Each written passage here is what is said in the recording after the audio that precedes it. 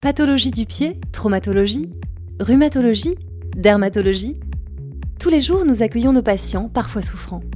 Nous les écoutons et cherchons les différents signes cliniques permettant à notre expérience de spécialiste de poser un diagnostic.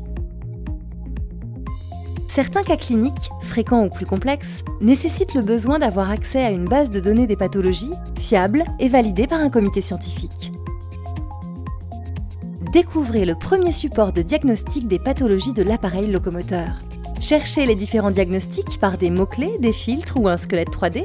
Sélectionnez la pathologie pour découvrir les étiologies, les signes cliniques, les traitements. Comparez les différents diagnostics différentiels. Découvrez les examens complémentaires nécessaires et les orientations thérapeutiques conseillées. Regardez des vidéos de tests palpatoires et d'auto-rééducation à proposer à vos patients. Éditez des fiches pratiques avec des conseils spécialisés permettant d'évaluer la douleur et de la classer par des scores scientifiques, ainsi que d'améliorer la communication avec votre patient et vos confrères. Bienvenue dans Didoc, support de diagnostic de l'appareil locomoteur pour les professionnels de santé, créé par des professionnels de santé.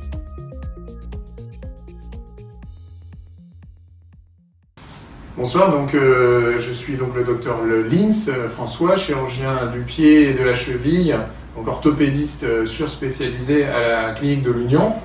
J'ai été invité, je remercie Diagnostic et Scientifique TV de m'inviter à vous parler de ce sujet passionnant et qui me passionne, qui est le pied, et en particulier dans le cadre de la course à pied.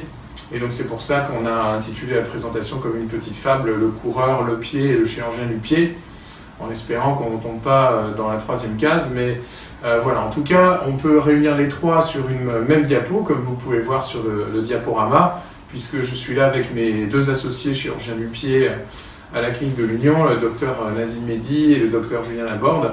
Et on aime bien courir tous les trois et se poser plein de questions, et donc on va essayer de vous faire part de nos réflexions à ce sujet. Donc je passe la première diapo pour passer à la deuxième. Donc je vais être très rapide sur les pathologies du coureur à pied, les syndromes fémoro-patellaires, les fractures de fatigue du tibia, les tendinites d'Achille, les fascites plantaires, donc toute la pathologie. Mon but n'est pas de vous faire un catalogue, je trouve ça ennuyeux au possible, et puis vous connaissez tous très bien ça. On va plutôt essayer de savoir comment est-ce qu'on en arrive là et où est-ce que la chirurgie moderne du pied et de la cheville a sa place. Donc on va repartir de l'anatomie, passer quelques secondes là-dessus puisque c'est encore quelque chose que vous connaissez très bien. Donc dans un pied, il y a la même chose que dans tout le corps humain, il y a des vaisseaux sanguins, des os, des ligaments, des tendons, des nerfs, des muscles et puis de la peau. Je vais m'arrêter là pour l'anatomie. Voilà, j'espère que la petite partie anatomie n'a pas été trop longue. Mais je veux vraiment éviter les catalogues sur cette présentation. Donc voilà, le catalogue c'est la mort, mais comme il faut quand même essayer de ranger les choses un peu dans les cases, globalement au niveau du pied, on a au niveau de l'avant-pied tout ce qui est osseux, fissures de fatigue, etc. Les problèmes d'hyperappui avec les dirillons, les métatarsalgies, les névromes de Morton, les douleurs globalement sous l'avant-pied. Et au niveau de l'arrière-pied, on a la pathologie plus traumatique de l'instabilité de cheville avec les entorses, tout ce qui est épine calcanéenne, qui est, je le rappelle, un peu un abus de langage, puisque c'est pas l'épine qui fait mal, mais bref, ça s'appelle théoriquement la fasciite ou l'aponévrosite plantaire, et toute la pathologie du tendon d'Achille. Mais donc, je vais arrêter définitivement les catalogues ici. On va parler de quelques chiffres. Comment est-ce qu'on en vient à être malade du pied lorsqu'on est coureur ? Eh bien, la course à pied, c'est une chute contrôlée. Et donc, il y a une vitesse, et donc la formule de l'énergie qui est dégagée lors de l'impact, c'est 1,5 de mv2. Donc, c'est globalement, pour un coureur normal, d'un poids normal, c'est 4 fois le poids du corps par impact. Donc pour un homme de 70 kg qui fait des foulées d'1 mètre, c'est environ 6000 tonnes par marathon. Et juste pour la petite histoire, parce qu'on y reviendra, mais en gagnant 10 kg sur son poids corporel, on économise 850 tonnes par marathon Donc c'est là que ça devient vraiment intéressant d'essayer de faire des efforts là-dessus. Ensuite, un tiers des coureurs se blessent tous les ans, un tiers, ça fait beaucoup de monde. Et puis les pathologies du pied représentent un quart des blessures. Donc c'est vraiment un organe qui est très touché. Je passe ensuite sur le type de traumatisme qu'on peut avoir. Il faut bien distinguer ce qui est aigu de ce qui est chronique. Particulièrement, on y reviendra en matière de chirurgie, parce que ce qui est aigu, c'est aigu, il faut s'en occuper tout de suite. Et puis ce qui est chronique, on a le temps de réfléchir. Voilà. Globalement aussi, il faut voir en termes de tissu, qu'est-ce qui est touché. C'est un ligament, on va avoir un problème d'instabilité, quelle que soit l'articulation. C'est un tendon, on va avoir une tendinite, et ainsi de suite, jusque potentiellement à la rupture. Et puis, c'est un os, on va avoir une fissure de fatigue, c'est une articulation, on va avoir de l'arthrose, etc., etc. Ensuite, on va s'intéresser aux facteurs qui influencent l'incidence de ces traumatismes et de cette usure, parce qu'il s'agit bien d'usure. Donc, en premier, on a le surpoids, évidemment. C'est vraiment quelque chose qu'il faut aborder avec nos patients, mais qui est difficile à aborder, parce que c'est culpabilisant, donc ça peut mettre en péril la relation du médecin avec son malade. Donc le surpoids d'une part, l'âge aussi, et ce que j'ai appelé la distance, c'est-à-dire la charge de travail. Donc je pèse 200 kg, je cours 50 km par semaine, globalement je file un mauvais coton, et il faut essayer à tout prix de travailler sur ces paramètres-là, et vous l'avez compris, avant la chirurgie, puisque le premier travail d'un chirurgien, c'est d'abord on élimine les autres possibilités que la chirurgie, et on arrive à la chirurgie qu'en dernier recours. Le manque d'expérience, c'est quelque chose qui est vraiment caractéristique en course à pied, parce que on a l'impression que courir, c'est un peu naturel, que tout le monde fait ça. Voilà, en fait, c'est pas du tout comme ça. Il y a une technique, il faut apprendre la technique, et on le verra, les chaussures molles, les chaussures avec du drop, les chaussures avec des amortis, les chaussures avec des ressorts, on fait des trucs hallucinants maintenant, ça modifie complètement la façon dont on va courir, sans forcément qu'on s'en rende compte. Et donc, le manque d'expérience est capital. Donc, si on n'a jamais couru et qu'on se met tout de suite à courir 30 km par semaine, on va avoir des problèmes. Même 10 km par semaine, au départ, c'est trop. Ensuite, voilà, le pied, c'est un peu comme un pont suspendu. Donc, il y a de la fatigue. Et puis, il faut s'intéresser à la physique du pied. Donc, le pied, il est soumis globalement à deux forces. C'est le poids du patient et la force de réaction au sol. Le pied, quand on se met dans le référentiel pied, en soi, il ne bouge pas. Par contre, il est martelé toutes les secondes, le poids, la force de réaction au sol, le poids, la force de réaction au sol. Et c'est ça qui va le déformer. Mais à la différence du pont suspendu, le pied est capable de s'auto-réparer, il est capable de cicatriser. Et donc il y a en permanence une balance entre la capacité de régénération du pied et l'usure qui est induite par la course à pied. Et donc il faut faire très attention avec cette balance et s'intéresser aux facteurs qui vont faire que d'un coup elle va se rompre et que l'usure va persister, puis prédominer, puis entraîner des lésions visibles et des douleurs persistantes.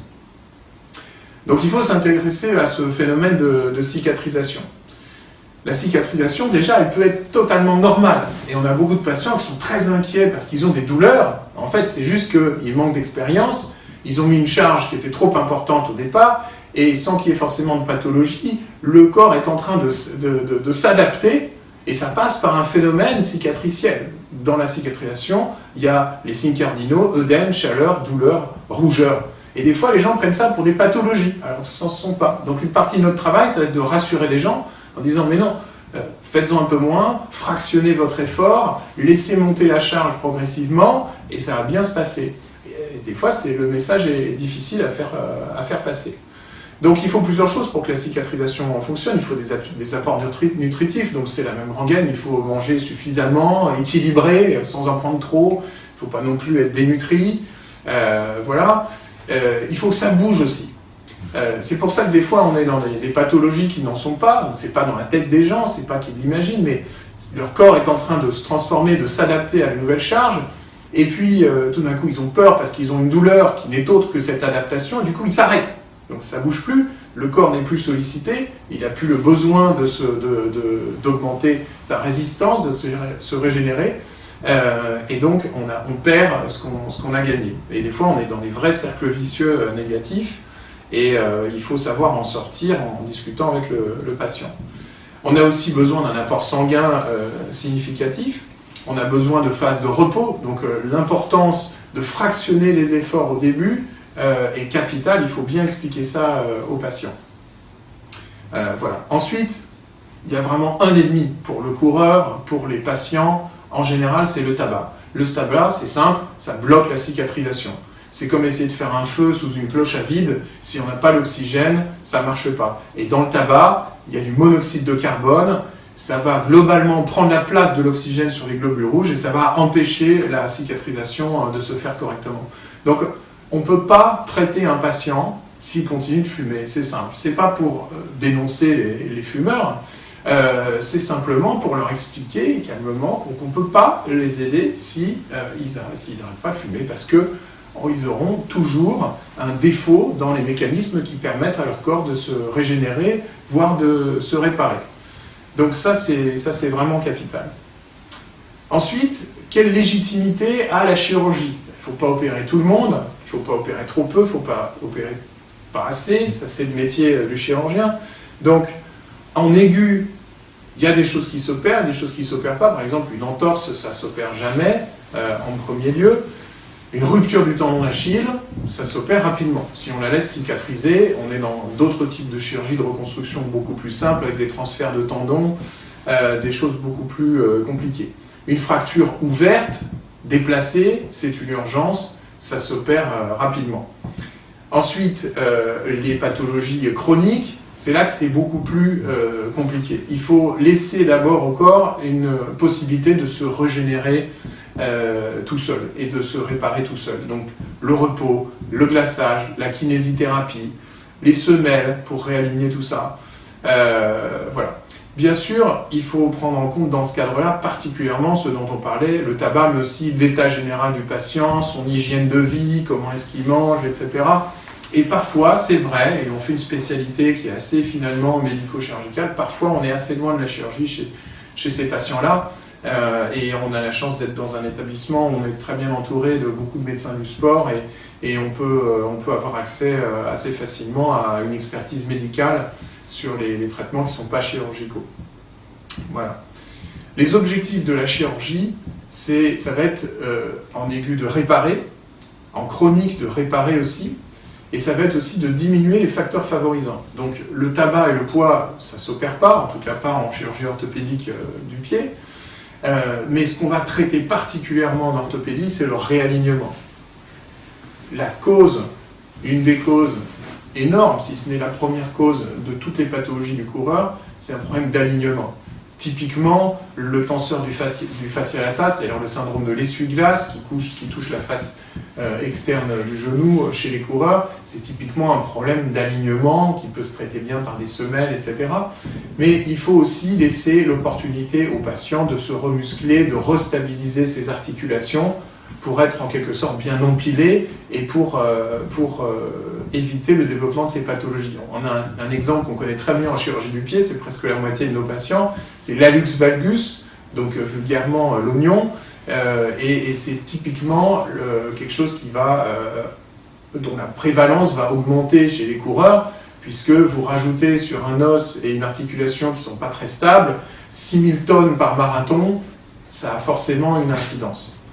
Un petit exemple, puisque je sais que vous êtes friands de petites vidéos chirurgicales, en tout cas c'est ce que m'ont dit les fondateurs de Scientifique TV, un exemple de réparation, donc l'instabilité chronique de cheville se répare, on fait une reconstruction ligamentaire du plan externe de la cheville, c'est-à-dire de l'ATFL, donc antérieur talofibular ligament, et du CFL, donc calcanéo-fibular ligament, donc les deux faisceaux antérieurs et moyens du plan externe de la cheville. Donc voici une petite vidéo sur la réparation arthroscopique au gracilis. C'est le même principe que pour réparer un croisé au niveau du genou. Donc vous voyez ici, on tombe dans cette chambre un peu vide avec des tissus rouges qui sont inflammatoires, qu'on va aller nettoyer. Et on va passer une pince derrière pour aller repérer l'insertion du calcanéo-fibulaire. C'est pas normal de voir aussi bien toutes ces structures. Hein. On est vraiment là dans une chambre qui est complètement vide. Normalement, il y a des ligaments qui sont tendus et on peut y voir quelque chose. Donc rien que cette image est anormale. On voit aussi le bâillement articulaire. On ne peut pas faire ça dans une cheville normale. Et là, le repérage donc, du tunnel dans lequel on va venir planter notre transplant dans le talus, avec un premier trajet qui va se faire entre le talus, là on voit très bien le tunnel, et la fibula. Donc voilà, ça c'est la petite broche qu'on insère dans la fibula pour faire le tunnel fibulaire. Et vous voyez déjà comment quelques fils qui commencent à passer et qui vont nous servir à passer le transplant d'un tunnel vers l'autre. Voilà le forage du tunnel fibulaire et la mise en place d'un système de fils tracteurs qui vont nous permettre d'attirer dans la fibula le transplant. Donc voilà le transplant qui est littéralement planté dans le talus et qui est fixé en position avec cette vis qu'on voit bien, qui s'appelle une vis d'interférence. Voilà. Donc là, vous voyez le transplant qui est en train de se serrer, qui est en train de monter dans la fibula. Et à la fin, le testing avec un palpeur qui nous permet de vérifier voilà, la bonne tension du transplant.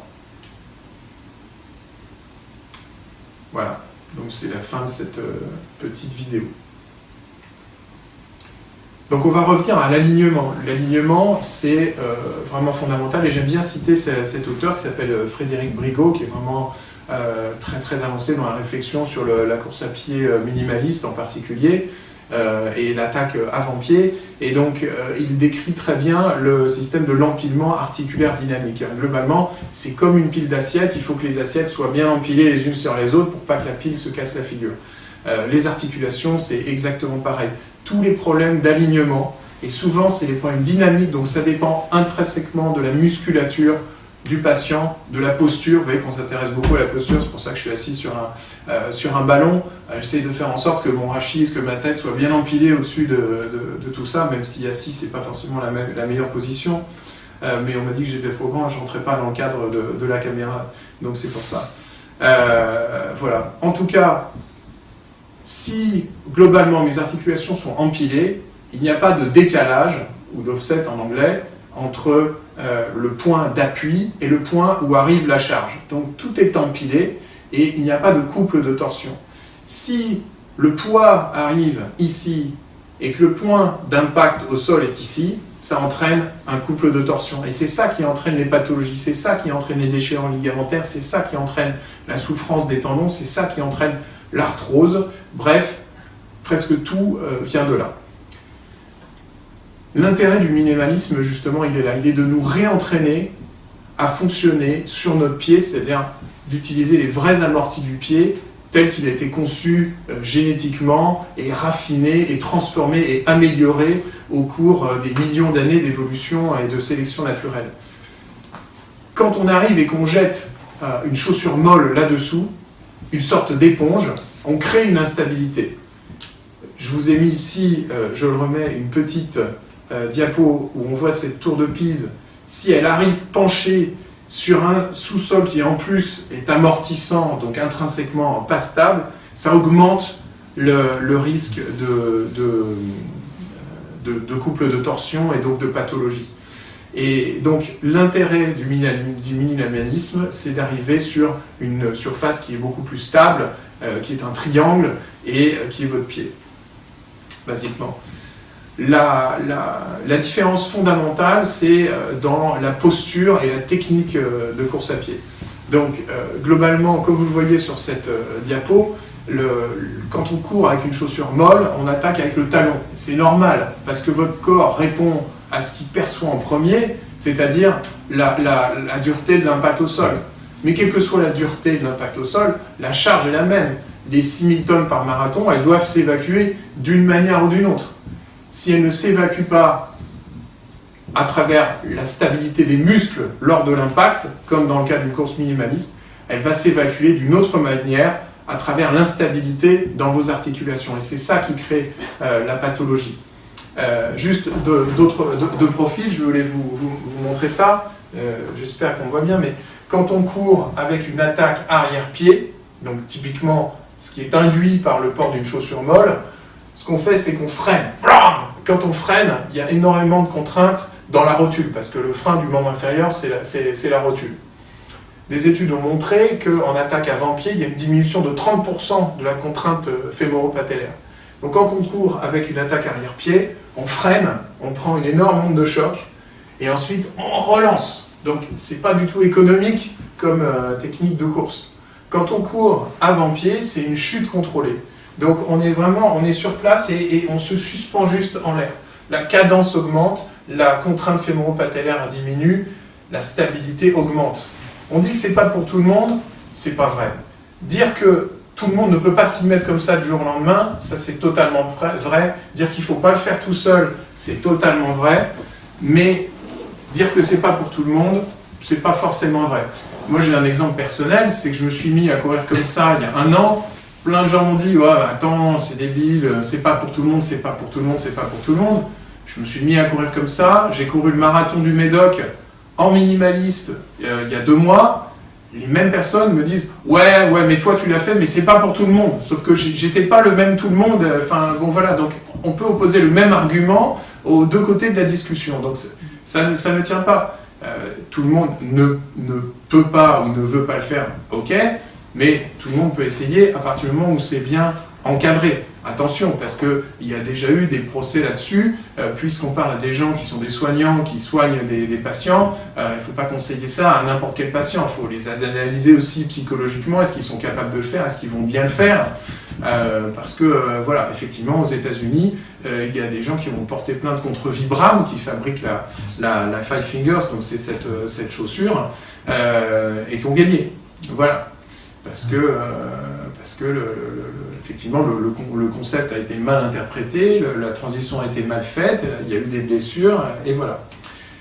Donc voilà, puisqu'il faut un certain temps pour que les muscles soient capables d'encaisser cette contrainte, de réduire l'instabilité, avant de pouvoir augmenter la charge, augmenter la distance, etc.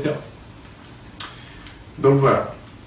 Alors aussi, un point, c'est pourquoi est-ce que beaucoup n'y passent pas. Il y a une espèce de psychose aussi sur les bris de verre. On a l'impression que ça y est, il y a du verre partout et qu'on marche en permanence sur du verre. Déjà, c'est pas forcément vrai. On peut aussi faire attention où on met les pieds, on peut aller courir sur une piste propre. Voilà. Et puis aussi, il existe des chaussures, typiquement la Vibram Five Fingers, qui permettent de courir en minimaliste avec, de façon démontrée scientifiquement, une posture, une cadence, des éléments physiques et biométriques qui correspondent le plus possible à la course pieds nus, sans pour autant se blesser à chaque fois qu'on met un pied sur un caillou. Voilà. En parlant de science, on a des gens très actifs ici à Toulouse, à l'INSERM, qui ont publié sur la course à pied minimalisme avec des capteurs de pression spécifiques. On peut répartir sur le pied pour vraiment voir quelle zone on analyse. Et qui, regardez sur cette diapo, montre qu'entre minimalisme et pieds nus, on est quand même très très proche, alors qu'avec une chaussure standard, on attaque énormément sur le talon.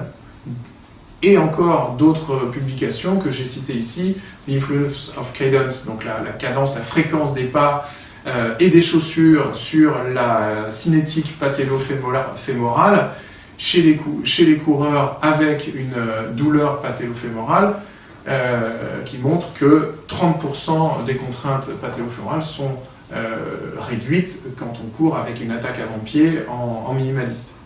Et je vous conseille à tous la lecture de cet excellent livre de Christopher McDougall, Born to Run, dans lequel tout est dit. Voilà, on ne peut pas présenter les choses mieux qu'il le fait lui.